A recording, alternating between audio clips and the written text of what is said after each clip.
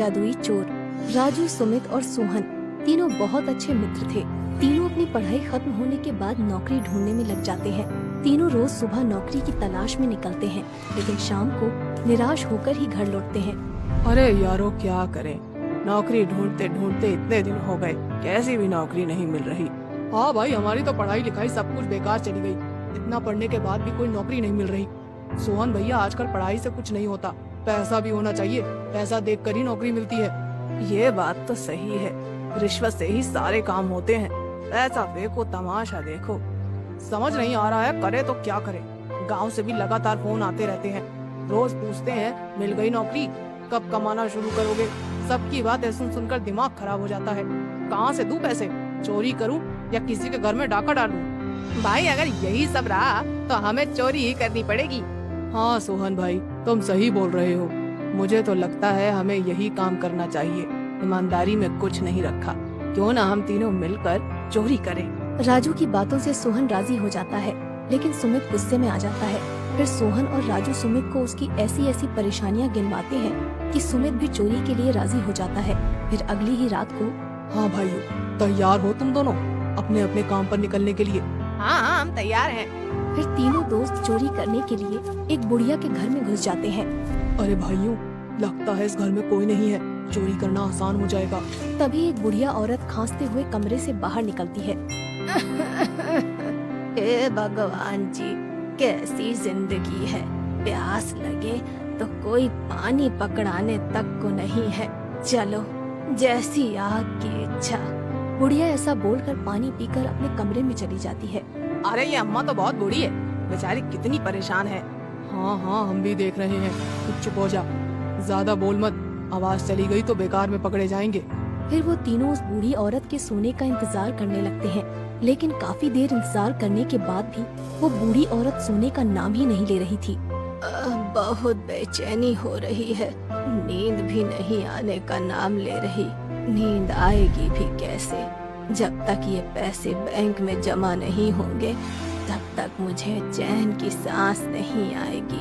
आखिर एक यही तो है मेरे बुढ़ापे का सहारा, जिससे मैं अपना बचा कुचा वक्त गुजार सकती हूँ, वरना तो मुझ बूढ़ी औरत को कौन आकर पूछेगा। राजू भाई, ये बूढ़ी औरत तो बेचारी खुद परेशान है। अगर हमने इसके पैसे चुरा लिए तो बेचारी हमें बहुत बददुआ देगी। हाँ भाई, तुम सही कह रहे हो, बेचारी ने अपने मुश्किल वक्त के लिए पैसे रख रखे हैं। उन दोनों की बातें सुनकर राजू का भी चोरी करने का मन बदल जाता है और तीनों किसी दूसरे घर में चोरी करने के लिए जाते हैं। वहाँ चोरी करने के लिए जैसे ही घुसते हैं, वहाँ पर एक बूढ़ा आदमी चारपाई पर लेटा हुआ था। वहीं पास में एक बूढ़ी औरत अपने जवान बेटे से बात कर रही थी कि ये सोना बेचकर कल हम तुम्हारे पिताजी का ऑपरेशन करवा देंगे, और रोने लगती है। तीनों दोस्त उस बूढ़ी औरत की परेशानी देखकर दुखी हो जाते हैं और वहाँ से भी बिना चोरी किए आ जाते हैं और आकर तीनों एक पेड़ के नीचे बैठ जाते हैं। उस पेड़ के नीचे एक टूटी हुई मूर्ति रखी थी। भाई ये काम हमारे बस की नहीं है, हम चोरी नहीं कर सकते, चोरी करना आसान नहीं है। हाँ भाई, सही बोल रहे हो। अब क्या करेंगे? करेंगे क्या, कल फिर चोरी करने चलेंगे, लेकिन कल किसी अमीर घर में चोरी करने चलेंगे जिनको हमारी चोरी से कोई फर्क न पड़े। सोहन सोच में पड़ जाता है। अब तुम किस सोच में पड़ गए? मैं सोच रहा हूँ कि काश मेरे पास ऐसी शक्ति होती जिससे मैं उन सभी रिश्वत लेने वाले और काला धन कमाने वालों को पता लगा लेता, फिर हम उसी घर में जाकर चोरी करते।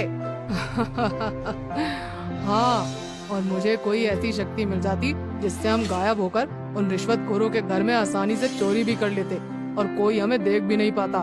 हाँ हाँ हाँ, और मुझे ऐसी शक्ति मिल जाती जिससे मैं उनकी तिजोरी का ताला तोड़कर आराम से चोरी कर सकता।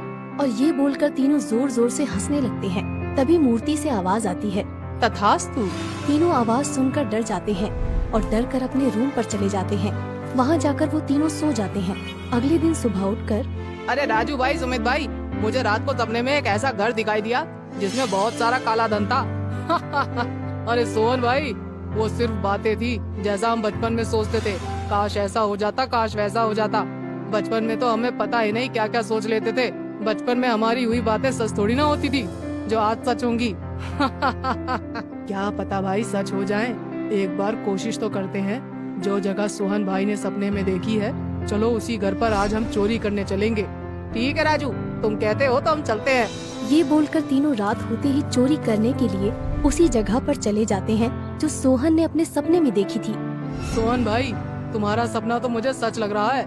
अरे भाई, अब हम तीनों मिलकर अंदर चलते हैं, पर उससे पहले राजू, तू एक बार चेक कर ले कि तेरी शक्ति असली है या नकली।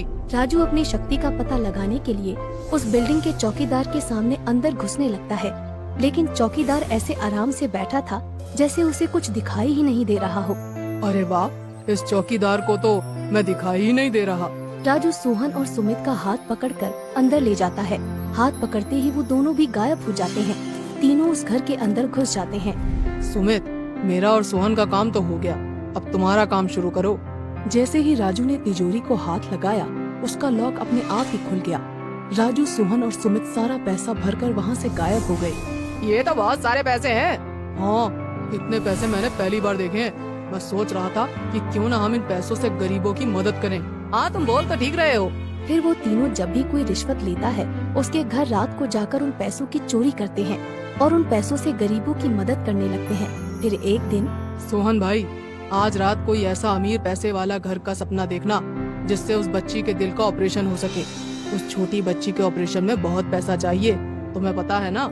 हाँ, मुझे पता है, लेकिन ये मेरे हाथ में थोड़ी ना है। जो मेरी शक्ति मुझे दिखाएगी वही तो सपना देखूंगा।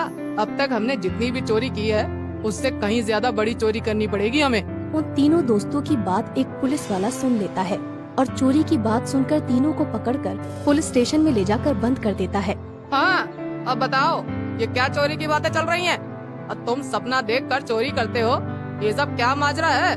पुलिस वाला ऐसा बोलते हुए डंडा दिखाने लगता है तो तीनों डर जाते हैं और तीनों अपनी जादुई शक्तियों के बारे में पुलिस को बता देते हैं और साथ ही गरीबों की मदद वाली बात भी बता देते हैं। अच्छा, तुम चोरी करके गरीबों की मदद करते हो? अगर ये बात गलत निकली तो तुम तीनों को अच्छे से रिमांड पर लूंगा। और पूछताछ करने लगता है। पूछताछ के बाद उसे चोरों की बातों पर विश्वास हो जाता है। मैंने तुम्हारे बारे में पूछताछ की, तुम सच बोल रहे हो। तुम एक अच्छे 3 जादुई चोर हो जो दूसरों की मदद करने के लिए चोरी करते हो। तुम चोरी करने के साथ साथ एक अच्छा काम भी कर रहे हो, इसलिए मैं तुम्हें छोड़ रहा हूँ। और तीनों जादुई चोर फिर से गरीबों की मदद करने में लग जाते हैं।